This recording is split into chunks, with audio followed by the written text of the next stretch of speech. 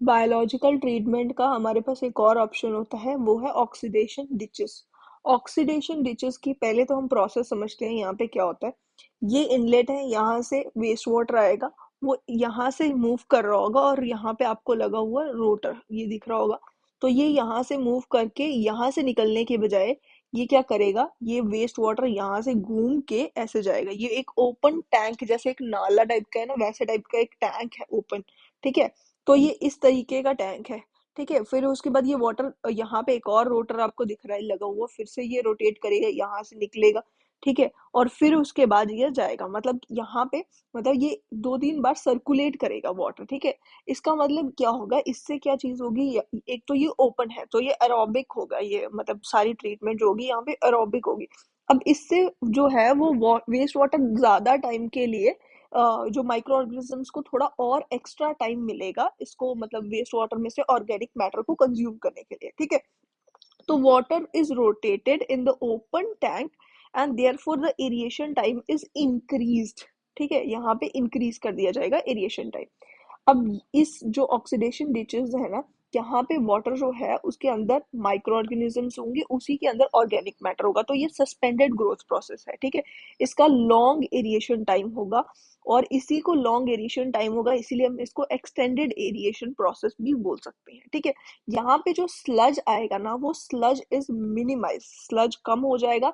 Sludge digester जो है वो यहाँ पे रिक्वायर्ड नहीं होगा। ठीक है, और यहाँ पे जो स्लज मिलेगा, less quantity of stabilised sludge होगा, मतलब क्वांटिटी जो होगी, वो स्लज जो होगा वो स्टेबलाइज्ड स्लज होगा, और उसकी क्वांटिटी कम होगी, वो कम स्लज होगा। ठीक है, और इसके वेरी क्लियर एफ्लुएंट्स होंगे, जो एफ्लुएंट मिलेंगे, जो वाटर बाद में जो हमें मिलेगा वो जो होगा वो क्लियर होगा, उसके अंदर बीओडी कम होगा, इसलिए उसको हम क्लियर एफ्लुएंट्स बोल सकते हैं। तो बीओडी की क्वांटिटी उसमें कम होगी। ठीक है, अब जो बायोलॉजिकल सॉलिड्स जो प्रोड्यूस्ड आर डिस्ट्रॉयड, वो जो बायोलॉजिकल सॉलिड्स प्रोड्यूस होंगे ना, उसको डिस्ट्रॉय जो होंगे, उस प्रोसेस को हम क्या बोलेंगे, by an endogenous respiration. The biological solids produced are destroyed by endogenous respiration. Endogenous respiration की हेल्प से इन बायोलॉजिकल सॉलिड्स को की डिस्ट्रक्शन होगी, मतलब ये डिस्ट्रॉय होंगे। ठीक है, अब यहाँ पे डिटेंशन टाइम जो होगा is kept more, detention time बढ़ा दिया गया है, एक्सटेंडेड एरिएशन हम इसको बोल रहे हैं। और food by micro organism ratio जो है वो कम है।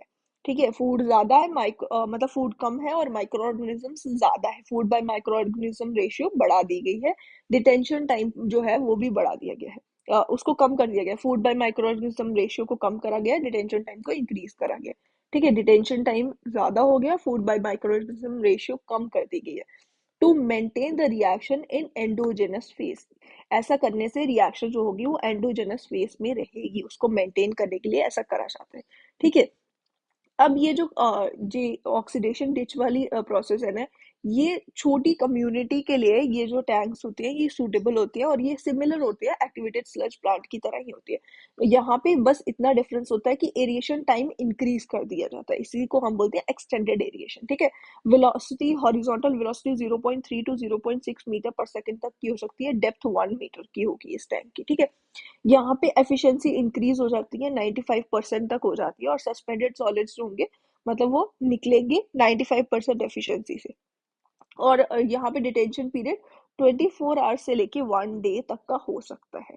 अब ये दो टाइप के हो सकते हैं, एक तो कॉन्टिन्यूस टाइप का होगा या फिर एक इंटरमिटेंट टाइप का होगा। जो कॉन्टिन्यूस टाइप का ऑक्सीडेशन डिचेस होंगे ना, इसमें सेकेंडरी सेटलिंग टैंक आएगा, और उसके बाद जो है जो एक्सेस वेस्ट होगा ना, वो ड्राइंग बेड में लेके जाया जाएगा। ठीक है, और फिर उसके बाद कुछ एक पोर्शन जो होगा वो वापस लेके आएंगे।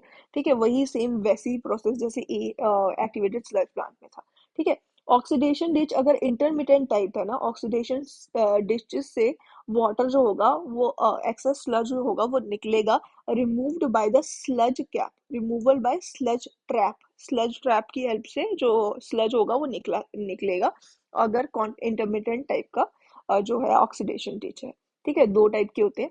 अब जो modified activated sludge biological treatment, मतलब इसी ट्रीटमेंट को हम modified activated sludge biological treatment process बोल सकते हैं, ठीक है।